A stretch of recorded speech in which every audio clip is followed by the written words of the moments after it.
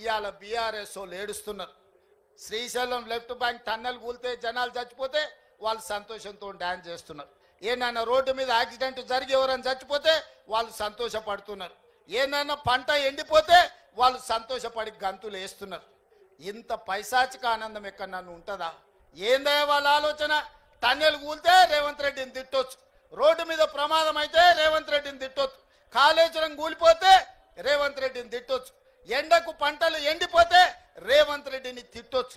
నన్ను తిట్టడం కోసం మీ పైశాచిక ఆనందం మంచిదా అని బీఆర్ఎస్ వల్ల నేను అడుగుతున్నా. 10 ఏళ్ళు ఏల్తిరి దోసుకుంటిరి, 10 నెలలు కూడా కాలేదు, అప్పుడే ఈ ఏడుపులు పెడబొబ్బలేంది? ప్రజలు చచ్చిపోతుంటే బాధతో ప్రభుత్వానికి అండగా నిలబడాలి. ప్రజలకు ఏదైనా కష్టం వచ్చినప్పుడు మనందరం కలిసికట్టుగా ఆదుకోవడానికి ఆలోచన చేయాలి. ప్రజా సమస్యల్ని 10 ఏళ్ల పరిపాలన అనుభవం ఉన్న మీరు మాకు సూచన చేయాలి.